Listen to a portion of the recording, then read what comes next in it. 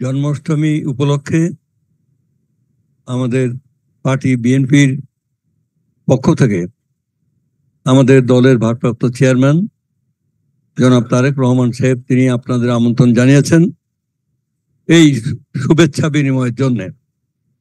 এবং এই অনুষ্ঠানে সভাপতিত্ব করছেন আমাদের পার্টির সংগ্রামী মহাসচিব জনাব মির্জা ফখরুল ইসলাম আলমগীর, বিএনপির স্থায়ী কমিটির নেতৃবৃন্দ, ভাইস চেয়ারম্যান বৃন্দ এবং অন্যান্য নেতৃবৃন্দ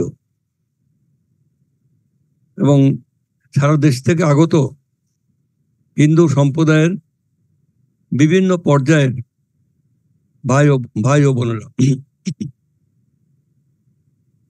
আমি অত্যন্ত সংক্ষেপে দু একটা কথা বলতে চাই। আজকে আপনারা বিস্তারিত আলাপ আলোচনা করেছেন। 5 আগস্টে যে পট পরিবর্তন হয়েছে, যে ছাত্র জনতার অভ্যুত্থান ঘটেছে, গণ অভ্যুত্থান, এই অবস্থায় আমরা গত 2006 সালের পর থেকে 2007 সাল থেকে 1-11 হওয়ার পর থেকে আমাদের দলের উপরে যে নির্মম নির্যাতন এবং নিষ্পেষণ বিভিন্ন ষড়যন্ত্রের কারণে হয়েছে। 1-11-এর সেই বিদেশি ষড়যন্ত্র, 1-11-এর সেই প্রজেক্টের মঈনুদ্দিন ফখরুদ্দিনের আমলে বিএনপির নেতৃবৃন্দকে বিশেষ করে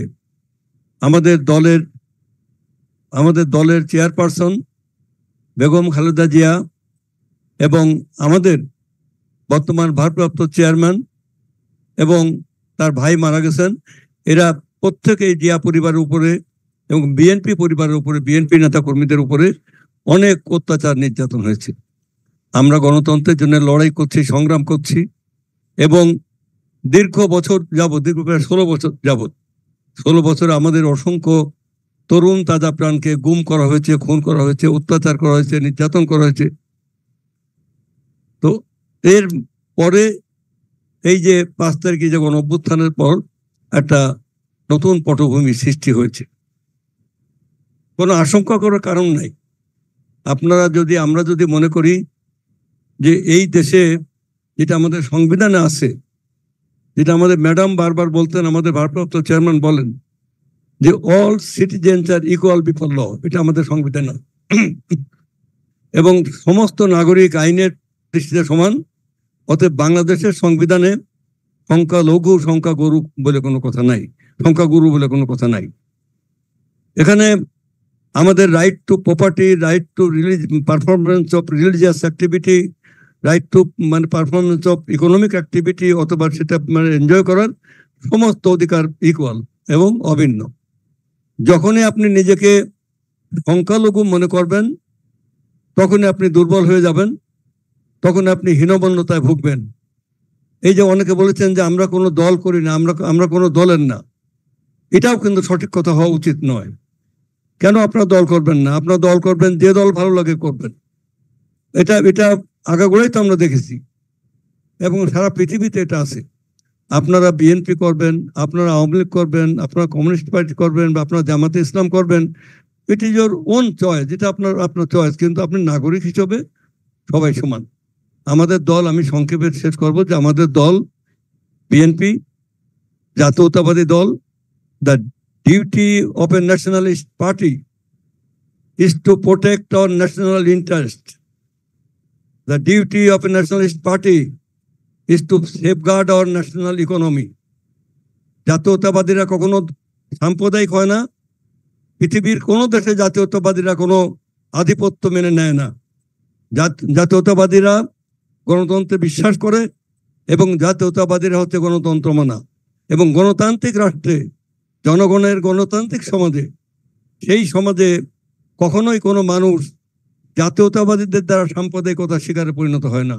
এবং দীর্ঘদিন যাবত এই যে গত 16 বছরে অসংখ্য জায়গা আমরা গিয়েছি, সেই রামু, নাসিরনগর, তারপর সেই ধীরাই, শালনা, বড়াইগ্রাম, নাটোরের, দিনাদার, কালীগঞ্জে,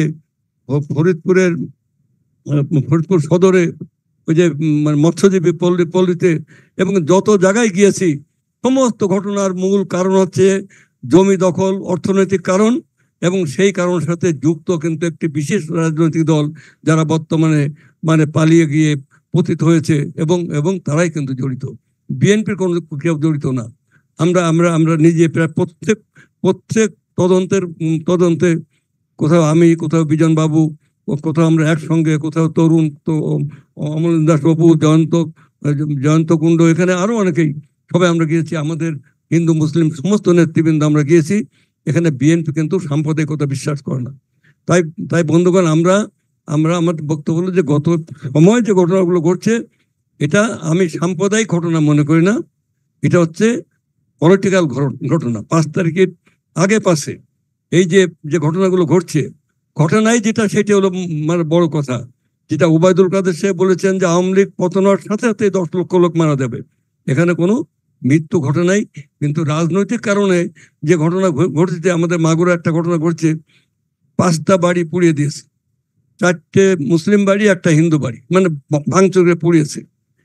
এখন হিন্দু বাড়িটা যদি বলেন যে সাম্প্রদায়িক ঘটনা, আর মুসলমান 5টা বাড়ি যদি বলেন এটা সাম্প্রদায়িক না, তাহলে তো হলো না।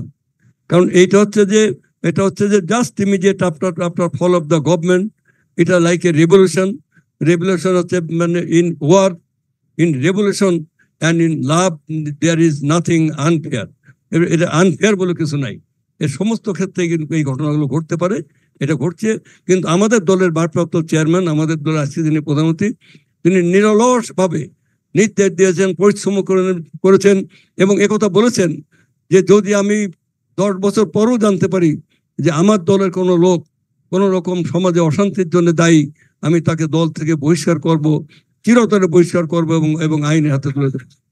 এবং আমরা কিন্তু এইভাবে আমরা কাজ করে যাচ্ছি। অতএব কোনো বিয়ের কারণ নেই। আসুন আমরা সবাই মিলে একটা চমৎকার সুন্দর আগামী ভবিষ্যৎ গড়ে তুলি, এবং সেই কথা বলে আমি আমার বক্তব্য শেষ করছি। বাংলাদেশ জিন্দাবাদ।